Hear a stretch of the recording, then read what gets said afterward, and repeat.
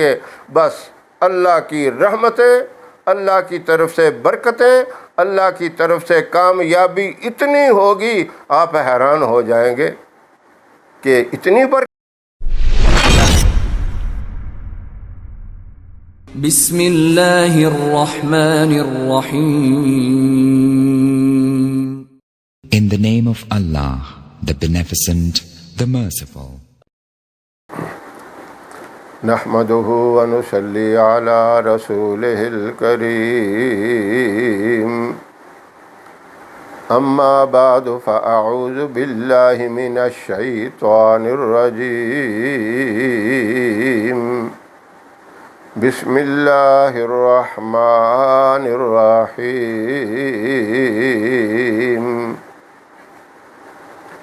محترم سامعین و ناظرین، موجودہ دور میں ہر بندہ، مرد ہو یا عورت، کسی نہ کسی پریشانی میں ضرور مبتلا ہے اور چاہتا ہے کہ میں اس پریشانی سے نکل جاؤں، میں اس تکلیف سے نکل جاؤں۔ بڑے ہیلے بہانے کرتا ہے، مختلف کوششیں کرتا ہے، دعائیں بھی مانگتا ہے، بڑوں سے، بزرگوں سے، اللہ والوں سے دعائیں بھی کرواتا ہے، اور پھر بھی اس کی پریشانی ختم نہیں ہوتی۔ پریشان ہو جاتا ہے، نا امید ہو جاتا ہے۔ حالانکہ نا امیدی تو ہے ہی حرام۔ بندے کو، خاص طور پر ایمان والے کو، نا امید تو ہونا ہی نہیں چاہیے، لیکن انسان ہے، کمزور ہے، بے بس ہے۔ اب بندہ کیا کرے؟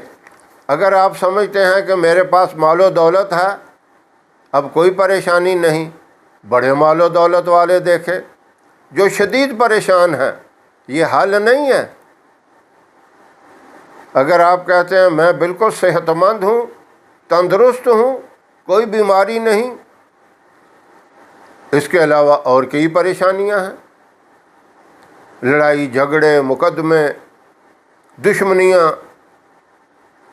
قتل و غارت تک باتیں پہنچتی ہیں، عدالتوں کے چکر، تھانوں کے چکر، یہ کتنی پریشانی ہے۔ یعنی کوئی نہ کوئی پریشانی ہر حال میں بندے کو رہتی ہے۔ بندہ پریشان ہوتا ہے، بھئی میں نماز بھی پڑھتا ہوں، قرآن پاک کی تلاوت بھی کر رہا ہوں، اور کسی کو میں تکلیف بھی نہیں دیتا، یہ میرا حال کیا ہے؟ کیوں ہے ایسا؟ پھر کبھی کہتا بس کسی نے میرے اوپر کچھ کر دیا، فلاں بندے نے میرے اوپر جادو کر دیا، فلاں کا زیادہ آنا جانا ہوتا ہے، اس کی نحوست کی وجہ سے یہ معاملہ ہو گیا، میرے فلاں رشتہ دار کی وجہ سے، فلاں دوست کی وجہ سے، فلاں عزیز کی وجہ سے یہ ہو گیا۔ اس طرح کی باتیں شیطان اس کے دل میں ڈالتا ہے۔ تو عرض کرنے کا مقصد یہ ہے، اس طرح کی کوئی نہ کوئی پریشانی اور تکلیف میں مبتلا ہوتا ہے بندہ۔ اب اس کا ایک زبردست، مجرب اور طاقتور حل جو اللہ والوں کا آزمودہ ہے۔ آپ یہ مختصر عمل ہے اور بڑا مبارک عمل ہے۔ اس عمل کو آپ نے ہر نماز کے بعد کرنا ہے اور ساری زندگی کرنا ہے۔ آپ یہ بات یاد رکھیں، جو عمل ساری زندگی کے ہوتے ہیں وہ اتنے مشکل نہیں ہوتے، وہ اتنے لمبے چوڑے وظائف نہیں ہوتے۔ آپ صلی اللہ علیہ وسلم بھی جو وظائف صحابہ کرام کو، ضعیف اور کمزور لوگوں کو بتایا کرتے تھے، مختصر۔ اور یہ بات یاد رکھیں، کچھ لوگ کہتے ہیں کہ ان لوگوں نے ہمیں وظائف کی طرف لگا دیا، اور اللہ کے بندو وظائف بھی دعا کی حیثیت رکھتے ہیں۔ کیا آپ صلی اللہ علیہ وسلم نے یہ نہیں حکم دیا کہ صبح کے وقت سورہ یاسین پڑھ لیا کرو، شام تک سارے کاموں کی ذمہ داری اللہ اٹھا لیں گے، اور اگر رات کو پڑھ لو گے پوری رات کی ذمہ داری اللہ اپنے ذمہ لے لیں گے؟ کیا آپ صلی اللہ علیہ وسلم نے نہیں بتایا؟ اور پھر فرمایا اگر تمہیں قبر کا، حشر کا ڈر ہے، موت کا ڈر ہے، وہ تو آنی ہی آنی ہے، قبر کی تکلیفوں کا، عذاب کا ہر وقت خوف رہتا ہے، تو رات کو سورہ ملک پڑھ لیا کرو۔ یہ وظیفہ کس نے بتایا؟ آپ صلی اللہ علیہ وسلم نے بتایا۔ پھر فرمایا کہ روزی کی تنگی ہے، پریشانی ہے، سورہ واقعہ پڑھ لیا کرو۔ یہ تو قرآنی وظائف، اس کے علاوہ اور بھی بتائے جو احادیث کے اندر موجود ہیں۔ تو یہ بات مت کہیں کہ علماء نے اس طرف ہمیں لگا دیا۔ بھئی دعا اور وظیفے کی ایک حیثیت ہے، دعا کے ذریعے بھی اللہ سے مانگا جاتا ہے، اور وظیفہ پڑھ کے بھی اللہ سے مانگا جاتا ہے۔ پھر وظیفہ پڑھ کے جب ہم اللہ سے مانگیں گے اس کی طاقت بڑھ جاتی ہے۔ یہ ذہن سے بات نکال دیں کہ ان لوگوں نے یا علماء نے ہمیں اس طرف لگا دیا، یہ طریقے تو اللہ کے نبی نے بتائے۔ اب دیکھیں یونس علیہ السلام مچھلی کے پیٹ میں تھے، کتنی تکلیف میں تھے، اللہ نے خود ان کے دل میں یہ بات ڈال دی، القاء کر دی، لا الہ الا انت سبحانک انی کنت من الظالمین۔ یہ کس نے بتایا؟ اللہ نے ان کے دل میں اس بات کو ڈالا، اس سے نجات ملی۔ اور فرمایا کہ اگر اس طریقے سے اللہ کو یاد نہ کرتے تو قیامت کی صبح تک مچھلی کے پیٹ میں رہتے، کتنا بڑا فائدہ ہوا۔ تو اس لیے یہ بات ذہن میں نہیں لانی چاہیے کہ ان وظائف سے کچھ نہیں ہوتا، یا علماء نے ہمیں اس طرف لگا دیا۔ یہ وظیفے ہیں، یہ برکت والے ہیں، یہ کامیابی والے ہیں۔ اللہ کی پوری توجہ اس بندے کی طرف ہو جاتی ہے جب بندہ یا اس کی نیک بندی ان وظائف کے ذریعے اللہ کو یاد کرتے ہیں، اللہ اس کے اوپر پھر رحمت والا معاملہ فرماتا ہے۔ تو اس لیے اگر کوئی بندہ کسی قسم کی پریشانی میں، پریشانی مختلف ہے، بیماری ہے شدید قسم کی، تنگ دستی ہے، اولاد کی طرف سے پریشانی، رشتہ داروں کی طرف سے پریشانی، دشمن ہے اس کے، کسی بھی پریشانی میں کوئی مبتلا ہے، تو کیا کرنا ہے؟ ہر نماز کے بعد، یعنی آپ پوری جب نماز پڑھ لیں، سنت نوافل مکمل نماز ادا کر لیں، نماز کے بعد جو آپ کے معمولات ہیں وظائف کے، اپنے معمولات کے مطابق وظائف کر لیں، اور اپنے معمول کے مطابق جو دعائیں مانگتے ہیں وہ مانگ لیں، اپنے معمولات کو چھوڑنا نہیں۔ دیکھیں نماز کے بعد آیت الکرسی پڑھتے ہیں کوئی، سبحان اللہ، الحمدللہ، اللہ اکبر، یہ تسبیح پڑھتے ہیں، اس کے علاوہ کلمے کا ورد کرتے ہیں، درود پاک پڑھتے ہیں، جو بھی آپ کے معمول ہیں ان معمولات کو آپ اپنے طریقے کے مطابق کریں۔ جب اپنے معمولات سے فارغ ہو جائیں تو آخر میں آپ ایک مرتبہ درود ابراہیم بڑی توجہ کے ساتھ، بڑے دھیان کے ساتھ پڑھیں، اور صحیح الفاظ کی ادائیگی کے ساتھ صرف ایک مرتبہ، اور اس کے بعد آپ نے ایک مختصر سا وظیفہ ہے، وہ وظیفہ کیا ہے؟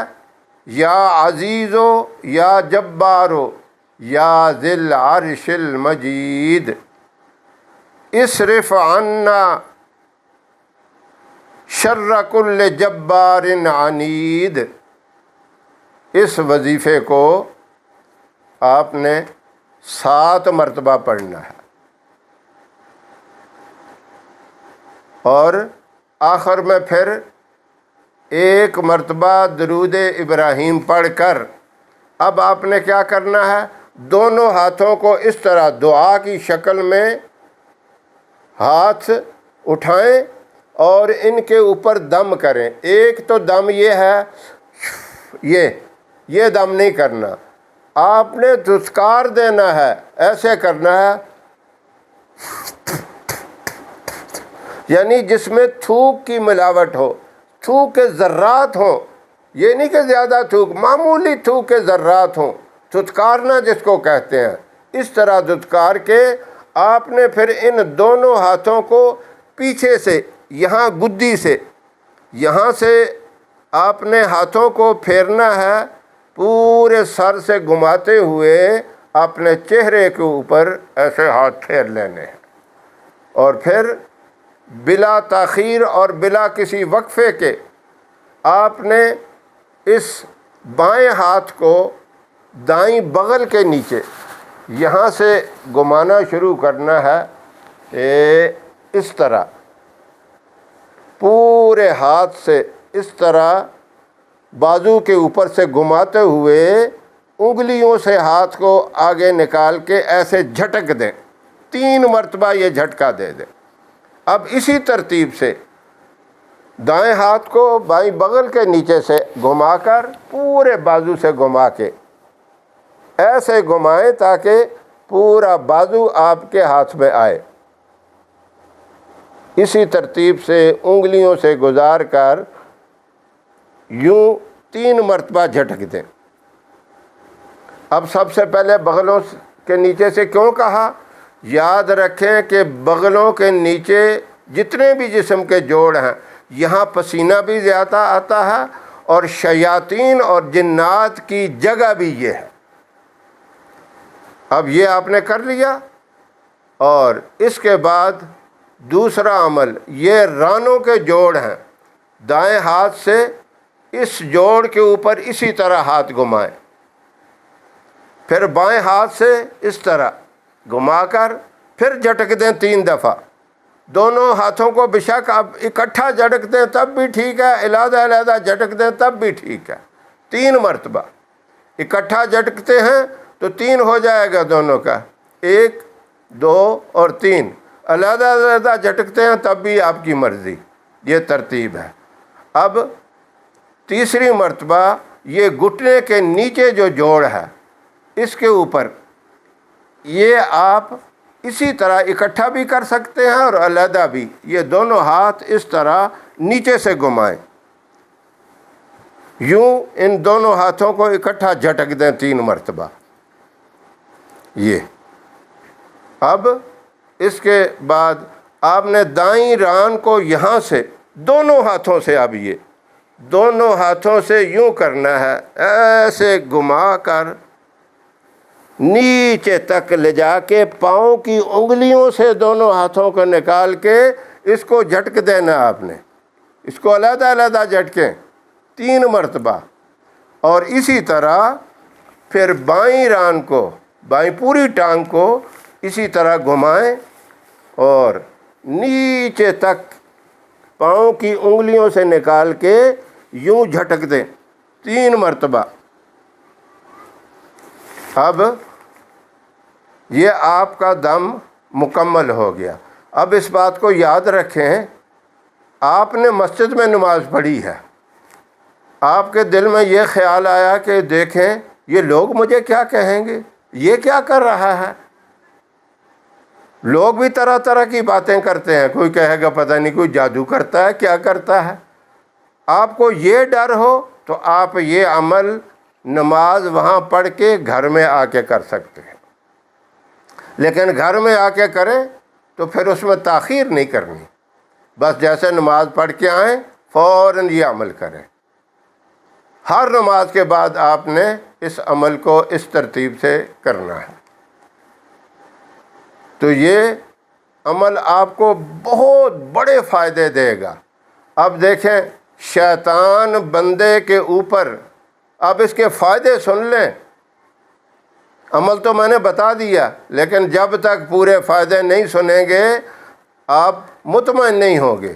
شیطان حملہ کرتا ہے انسان کے جسم پر، اور دوسرے نمبر کے اوپر اس کی روزی روٹی کے اوپر، یعنی اس کے کاروبار کے اوپر یہ حملہ کرتا ہے۔ اور تیسرا پھر شیطان جو حملہ کرتا ہے اس کی شادی میں رکاوٹ پیدا کرتا ہے۔ شادی بچی کی ہونے والی ہو یا بچے کی، اس میں رکاوٹ پیدا کرتا ہے۔ اب رکاوٹ کیسے پیدا کرتا ہے؟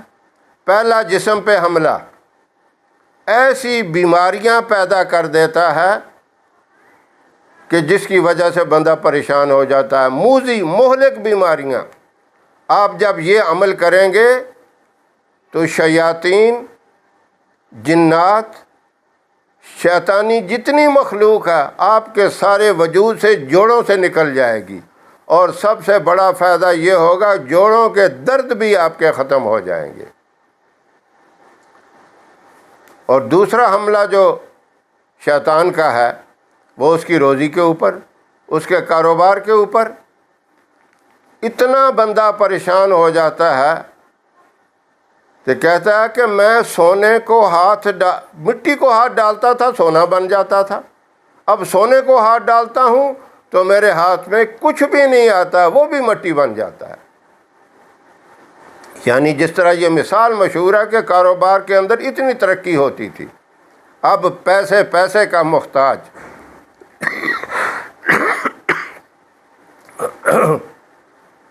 تو بندہ کوڑی کا محتاج ہو جاتا ہے۔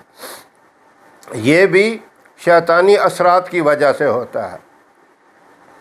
اور تیسرا حملہ جو اس کا، جس کی شادی ہونے والی ہو، اب اس میں کیا کرتا ہے؟ کتنے ماں باپ پریشان ہیں کہ کتنا اچھا رشتہ آیا ہے، بچہ مانتا ہی نہیں ہے، یا بچی مان ہی نہیں رہی، انکار کر رہے ہیں کہ شادی کرنی ہی نہیں ہے، یا پھر اس کے چہرے کے اوپر داغ، پھنسیاں نکل آتی ہیں۔ یہ بھی ان اثرات کی وجہ سے رکاوٹ ڈالنے کے لیے، تاکہ شادی میں تاخیر ہو جائے اور بندہ گناہوں کے اندر مبتلا ہو جائے۔ وہ اتنی تاخیر کر دیتا ہے، اتنی تاخیر، بیماریاں ایسی پیدا ہو جاتی، چہرہ بدنما ہو جاتا ہے، طرح طرح کی کریمیں، مہنگی سے مہنگی کریمیں استعمال کرتے ہیں، لیکن فائدہ کچھ نہیں ہوتا۔ اگر ایسی بیماری، ایسی رکاوٹ ہے تو انشاءاللہ یہ رکاوٹ بھی ختم ہو جائے گی۔ اور بعض دفعہ یہ ہوتا ہے کہ رشتے آتے ہیں، بات بنتی نظر آتی ہے، عین موقع پہ آ کے بات بگڑ جاتی ہے، یہ رکاوٹیں پیدا ہوتی ہیں۔ اس طرح کی کوئی رکاوٹ بھی نہیں ہوگی۔ یہ کتنے بڑے فائدے ہیں۔ لیکن اس عمل کے ساتھ آپ نے پرہیز بھی کرنا ہے۔ پرہیز کیا ہے؟ کہ جھوٹ سے بچنا ہے، غیبت سے بچنا ہے، زنا سے بچنا ہے، حرام چیزوں سے بچنا ہے، حرام کا لقمہ پیٹ میں نہیں جانے دینا۔ ان چیزوں کی آپ نے مکمل پابندی کرنی ہے، سنت کی مکمل اتباع، ایک ایک سنت کو تلاش کر کے آپ نے عمل کرنا ہے۔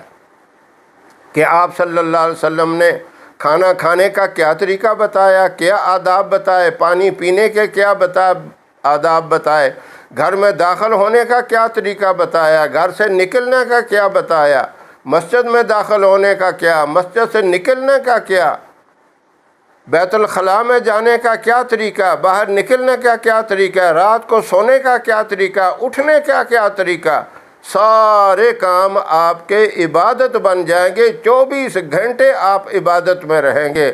بس اللہ کی رحمتیں، اللہ کی طرف سے برکتیں، اللہ کی طرف سے کامیابی اتنی ہوگی، آپ حیران ہو جائیں گے کہ اتنی برکت اس عمل کے اندر۔ چھوٹا سا عمل ہے، مختصر سا عمل ہے، لیکن کرنا پابندی سے ہے ہر نماز کے بعد۔ ہاں انسان ہے، کمزور ہے، کبھی نماز قضا بھی ہو جاتی ہے، بیماری کی وجہ سے، سفر کی وجہ سے، نماز کو پھر نہیں چھوڑنا، قضا کر کے پڑھنی ہے۔ جب قضا کر کے پڑھیں یہ عمل پھر اس وقت نماز کے ساتھ کر لیں۔ اکثر لوگ پھر سوال کرتے ہیں کہ نماز کسی وجہ سے، مجبوری کی وجہ سے رہ جائے تو پھر کیا کریں؟ ہاں میری محترم مائیں، بہنیں، بیٹیاں، جو ان کے ایام مخصوصہ ہوتے ہیں، ان ایام کے اندر بھی نماز تو نہیں پڑھ سکیں گی، لیکن یہ عمل کر سکتی ہیں، اس کی اجازت ہے۔ اس بات کو اچھی طرح سمجھیں۔ اب اس معاملے میں کسی نے کوئی سوال پوچھنا ہو، کوئی بات سمجھ میں نہ آئی ہو، تو وہ کال کر کے پوچھ سکتے ہیں، ہم انشاءاللہ آپ کی خدمت کے لیے حاضر ہیں۔ اللہ آپ کو بھی ہمت دے، توفیق دے، استقامت دے۔ آپ بھی میرے لیے دعا کریں، میں بھی آپ کے لیے دعا گو ہوں۔ اللہ آپ کا حامی و ناصر رہے۔ وآخر دعوانا ان الحمد للہ رب العالمین۔